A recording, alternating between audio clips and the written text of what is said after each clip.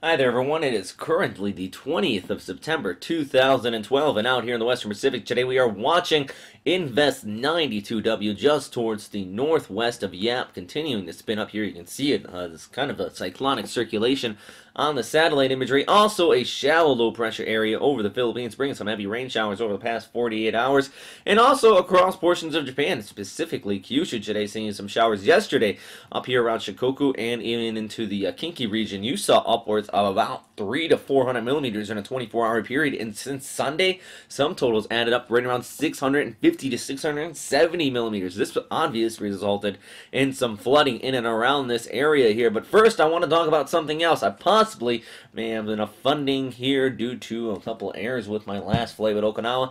If I do not chase a typhoon going through the remainder of September and October, I plan on flying down to Manila, likely in maybe early November, to do a meet and greet with some of you viewers down there. I know we do have a big fan base in Manila, and also a lot of the authors are right around the Philippines there as well. So, what I really would need to know is how many people would be willing to attend such an event. Maybe just a little meet and greet, a gathering, some questions, Q&A, and we can all go out and have a beer afterwards. So it'll be tons of fun.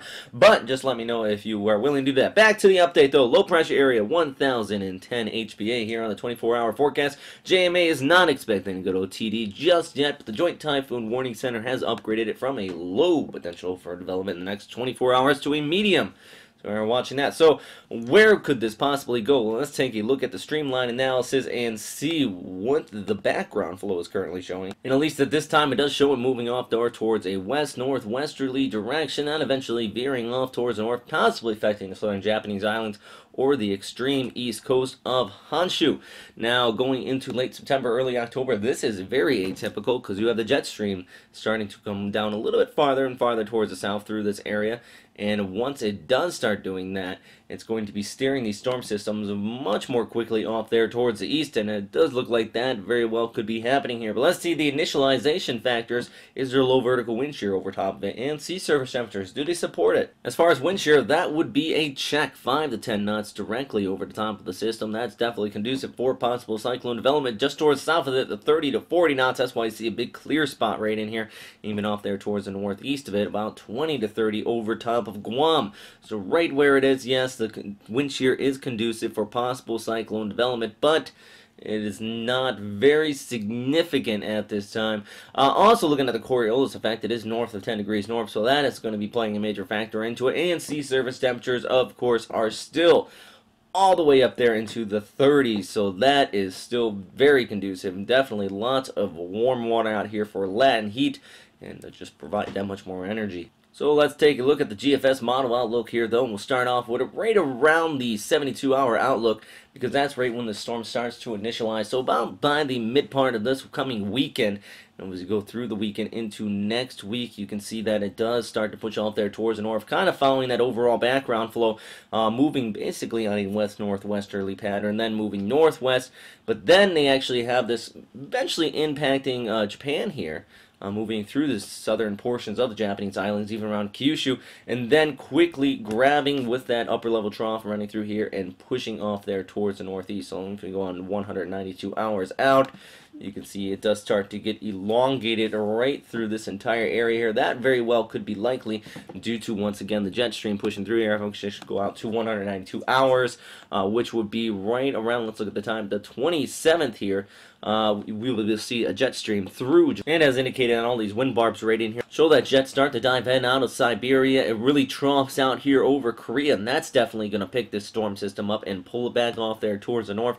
So that is one thing why it would go extratropical if this particular scenario was to occur. Yet again, though, that is still a little bit over a week out. So we're definitely going to be still watching the storm system through the coming days. It continues to initialize and develop, and also just the fact that it might even affect portions of the Philippines here if it does continue to track on that westerly progression. But at least at this time, if it was to develop into a tropical storm, it does look like it would turn a little bit farther towards the north, following along this troughing rate in here. But also you have the high pressure off there towards the northeast. It would be running around the eastern or the western periphery of this high, basically running to the lowest area of least resistance.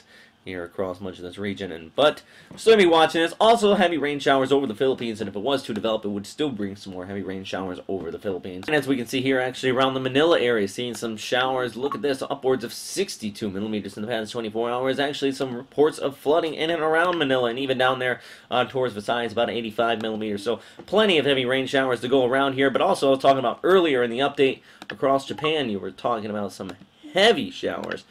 This just shows a few areas in the past 24 hours here, at least on Thursday going into Wednesday, or Wednesday into Thursday, upwards of 100 millimeters here in central Japan as well. So plenty of rain showers to go around across the tropics, also up there towards the north. But good news, it does look like at least in the north, it is starting to wind down as that whole frontal system starts to pull away, yet tropics beginning to fire up here yet again. And even if we look over towards Thailand, Cambodia, you have been seeing some serious flooding here due to continued heavy showers, not just in Cambodia, but also over there towards central Thailand.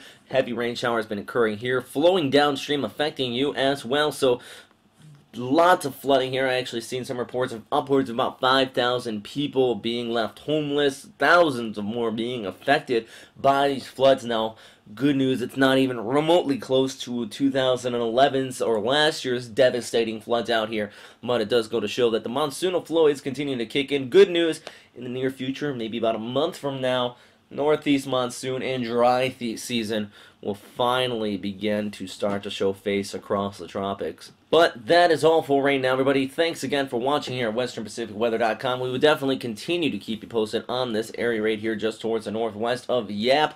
And at least at this time, it is still rather small, well out to sea. We'll be watching this as it continues to develop. If you have any questions, comments, or suggestions, please post them in the comment box below. Remember, you can always email me at robertspeta at westernpacificweather.com or Facebook and Twitter at robertspeta and Western Pacific Weather on Facebook and Twitter. Actually, our Twitter account is WestPacWX, Westpac Weather. So stay safe out there, though, everybody. Have a great day, and thanks for watching.